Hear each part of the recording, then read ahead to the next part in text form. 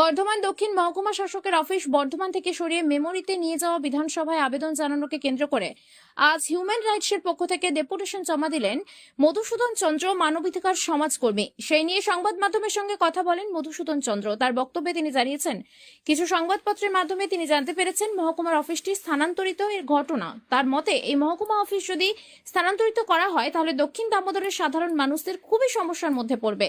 আর কি বলছেন মধুসূদন চন্দ্র শুনে নেব। আপনি কি জন্য এসেছেন, কোথায় এসেছেন, কি দাবি রয়েছে, কাদের পক্ষ থেকে আপনারা এসেছেন?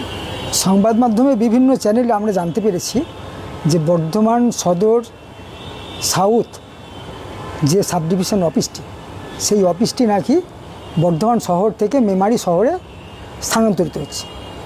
এরই প্রতিবাদ করার জন্য আমরা আজকে বর্ধমানের জেলা শাসকের কাছে এসেছি, যাতে এই অফিসটি বর্ধমানের মধ্যেই থাকে, যাতে মেমারিতে স্থানান্তরিত না হয়। কি সমস্যা হবে যদি মেমারিতে চলে যায় এটা? দেখুন, মেমারি শহরটা সঙ্গে বর্ধমান শহরের যদি আমরা হিসেব করি, দেখব যে দীর্ঘদিন রেল তাকে নিকট করে রেখেছে।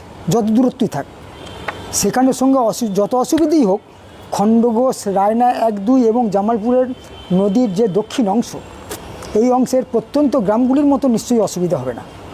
সেক্ষেত্রে ওই যে প্রত্যন্ত গ্রামগুলি আছে, এই গ্রামগুলির সঙ্গে বর্ধমান শহরেরই যোগাযোগ ব্যবস্থা ততখানি সুন্দর নয়। যে ক্ষেত্রে দেখা যায় যে কাউকে 5 কিলোমিটার 10 কিলোমিটার সাইকেল, এমনকি টোটোতে এসে, বাসে এসে তারপর তাকে বর্ধমান শহরে আসতে হয়। সেই বর্ধমান শহরে এসে কাজ মিটিয়ে তাকে বাড়ি যেতে হয়। এক্ষেত্রে যদি দেখা যায় যে রায়না এবং খণ্ডঘোষ মিলে যদি আমি ধরি, তাহলে দ্বারকেশ্বর নদীর শেষ প্রান্ত পর্যন্ত খণ্ডঘোষের বিস্তার এবং রায়না 2 এর বিস্তার, এই বিস্তার যে সাধারণ মানুষগুলো আছে তার থেকে বর্ধমানের দূরত্ব প্রায় 90-98 কিলোমিটার দূরত্ব। সেই দূরত্বের সঙ্গে আবার যদি এটা মেমারিতে চলে যায়, তাহলে আরও 60-65 কিলোমিটার রাস্তা দূরত্ব বাড়বে। তাহলে সাধারণ মানুষের পক্ষে, প্রত্যন্ত মানুষগুলোর পক্ষে খুব কষ্টকর হবে এই অফিসের সঙ্গে যোগাযোগ করা। তাই আমরা চেয়েছি যে বর্ধমান সদর শহরেই থাকুক, যেটা সবাইকার পক্ষে কল্যাণ হবে। তাহলে মূল দাবি কি? আমাদের মূল দাবি, বর্ধমান সদর শহরে যে দক্ষিণ সাব ডিভিশন অফিস আছে, সেটা বর্ধমান সদর শহরেই থাকবে। যেটা মেমারিতে স্থানান্তরিত হয়ে গেলে অসুবিধা হবে, সেটা আমরা জেলা শাসকের কাছে দাবি করেছি। এটা বর্ধমান সদর শহর আছে, সদর শহরেই থাকুক। কতগুলো ব্লক যুক্ত রয়েছে? এর মধ্যে 6টা ব্লক যুক্ত আছে: রায়না 1-2, খণ্ডঘোষ, জামালপুর এবং মেমারি 1-2।